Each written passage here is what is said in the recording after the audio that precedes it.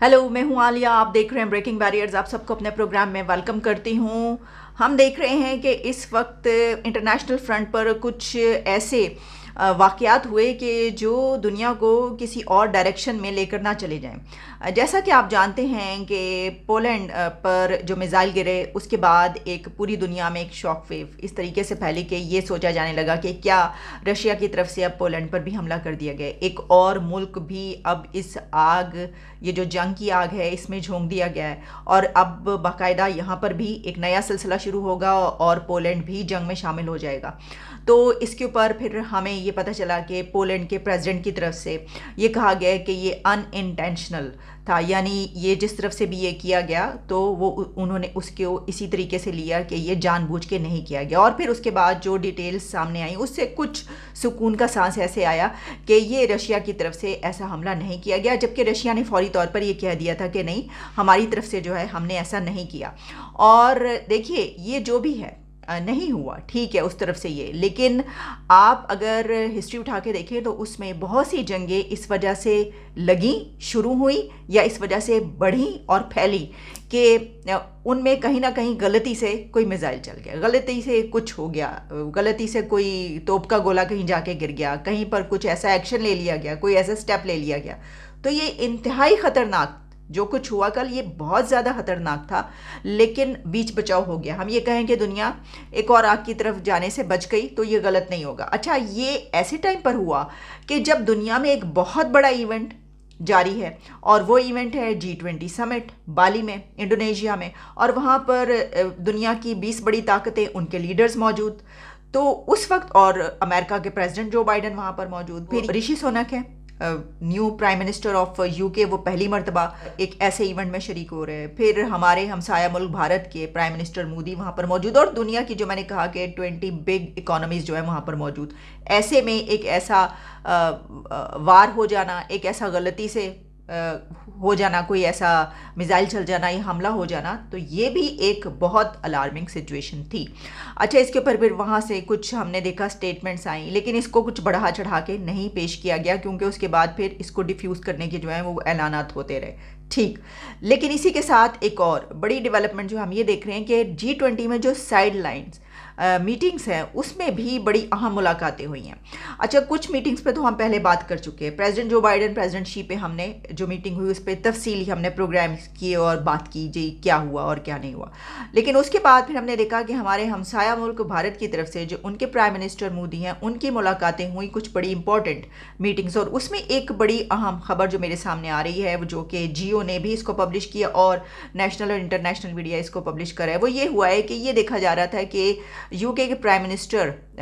जो हैं newly elected prime minister Rishi Sunak, क्योंकि वो हिंदू नजात भी हैं और वो भारतीय नजात भी हैं और उनका इस हवाले से ताल्लुक़ जो है पहले ही जोड़ा जा रहा था, तो ये देखा जा रहा था कि वो उनकी मुलाकात जब भारत के प्राइम मिनिस्टर से होगी तो कैसी होगी, इसके ऊपर सबकी नज़र थी। तो सब ने देखा कि बड़ी ही एक अच्छी मुलाकात उसको देखा गया, और सिर्फ एक अच्छी मीटिंग नहीं हुई बल्कि कुछ नए एग्रीमेंट्स भी हुए। और उसमें जैसा मैंने कहा कि इस वक्त मेरे सामने जियो ओपन है और उस पर जो खबर है वो ये है कि बरतानवी वज़ीर आज़म का भारतीयों के लिए वीज़ा स्कीम का ऐलान, यानी ऋषि सुनक की तरफ से ये ऐलान कर दिया गया है कि इंडिया के लिए ख़ास स्कीम के तहत एक जो वीज़ाज़ हैं वो जारी किए जाएंगे। अब उसकी डिटेल्स क्या मैं आपके सामने रखे देती हूँ। उसमें यह है कि इंडियन मीडिया के मुताबिक बरतानिया के वज़ीर आज़म ऋषि सुनक की मुतारिफ़ करदा स्कीम के तहत एक हर साल 3000 इंडियंस के लिए बरतानिया में मुलाजमत के दरवाजे खुल गए हैं। और जो हुकूमत है बरतानिया की, वहाँ से कहा गया है कि इंडिया वो पहला कंट्री है जिसने इस वीज़ा स्कीम से फ़ायदा उठाया है। और इस स्कीम के ज़रिए गुज़िश्ता साल होने वाले यूके और भारत माइग्रेशन और मोबिलिटी पार्टनरशिप की जो एक जिसे कहते हैं कि स्ट्रॉन्ग टाइज हैं उसको मज़ीद उजागर किया और मज़ीद मजबूत किया है। यूके के प्राइम मिनिस्टर हैं, उनकी तरफ से, उनके ऑफिस की तरफ से ट्विटर एक मैसेज भी जारी किया गया जिसमें कहा गया कि आज यूके इंडिया नौजवान प्रोफेशनल्स स्कीम की तस्दीक हो गई है। यानी ये कि उन्होंने बता दिया कि हाँ ये हो गया है और ये स्कीम 18 to 30 ایئرس کے درمیان جو لوگ ہوں گے اس ایج کے، یعنی یوتھ، ان نوجوانوں کے لیے جن کے پاس جو کہ ایجوکیٹڈ ہیں، ان کے پاس ڈگریز موجود ہیں، اور اس اسکیم کے تحت 3000 نوجوانوں کو برطانیہ میں 2 سال تک قیام اور ملازمت کی پیشکش کی گئی ہے۔ لیکن دیکھیں اب یہ ویزا اسکیم سے فائدہ انہوں نے اٹھایا، اس کے علاوہ صرف یہی نہیں بلکہ یہ ہے کہ جو ٹریڈ ہے اس کو بڑھانے پر بھی بات چیت ہوئی ہے، اور اس کے اوپر بھی ٹویٹر پیغامات جاری کیے گئے ہیں دونوں کنٹریز کے پی ایمز کی طرف سے اور جو ان کے آفیسرز ہیں ان کی طرف سے، کہ ٹریڈ کو کیسے بڑھایا جائے، اور بھی کئی ایسے ایگریمنٹس ہیں جو میں پڑھ رہی تھی کہ اس کے بارے میں بات چیت ہوئی ہے۔ تو اس سے ہم یہ دیکھ رہے ہیں کہ یو کے میں آنے والی جو نئی لیڈرشپ ہے اس کے جو تعلقات اور دونوں کنٹریز کے اس صورت میں انڈیا اور یو کے مزید سٹرونگ ہو رہے ہیں۔ اچھا، اب اس کو ہم اس طرح بھی لے سکتے ہیں کہ دیکھیے یہ جو اسکیم ہے نا، یہ تو کافی کنٹریز کے لیے اسکیمز ہوتی ہیں، لیکن اس میں ایک بات بہت ضروری ہے، جیسے کہ یہ کہی گئی کہ ان نوجوانوں کے لیے جن کے پاس ڈگریز ہیں، جو ایجوکیٹڈ ہیں۔ اب جب ہم بات کرتے ہیں نا انڈیا کی اور تعلیمی پالیسی کی، ایجوکیشن کی، تو ہمیں یہ پتہ ہے کہ وہاں پر تعلیم جو ہے اس کا معیار کتنا اعلیٰ ہے،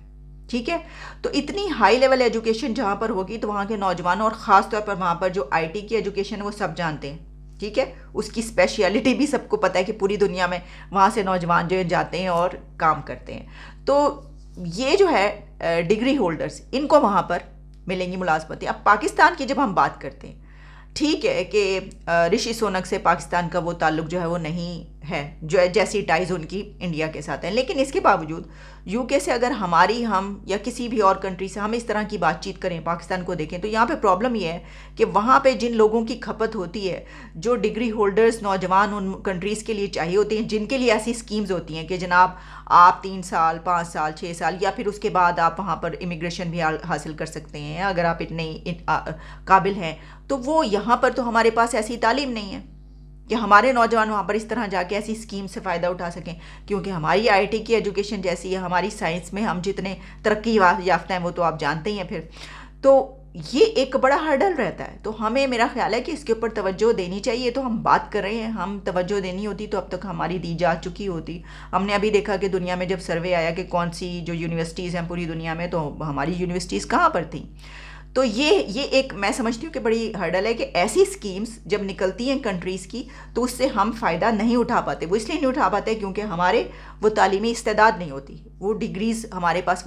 یہاں سے بڑی تعداد، بہت زیادہ لوگ پاکستانی جاتے ہیں دوسرے ملکوں میں ملازمت کرنے کے لیے، جابس، لیکن وہاں کی زیادہ جو جابس ہیں وہ مزدور ٹائپ جابس ہیں، یعنی کہ وہ کہیں پہ کنسٹرکشن ہو رہی ہے تو وہاں پہ چلے جاتے ہیں۔ جس طرح کے جو عرب کنٹریز میں جو زیادہ جاتے ہیں یہاں سے لوگ جاب کرنے کے لیے، ان کی بڑی تعداد اس لیے وہاں پر ہے، اور وہ بہت ہی ایک ایسے ماحول میں زندگی گزار رہے ہوتے ہیں کہ جو ہینڈ ٹو ماؤتھ اور بڑے مشکل حالات، یعنی ایک تو یہ کہ پردیس میں جانتے ہیں آپ ایک کمرے میں کئی لوگ، اور ان کی وہاں پہ کنسٹرکشن ہو رہی ہے، کہیں پر نہیں وہ بن رہی ہے تو اس کے لیے وہ کر رہے ہیں، اور وہاں پہ ٹھیک ہے مزدور طبقے کے زیادہ یا اس سے بھی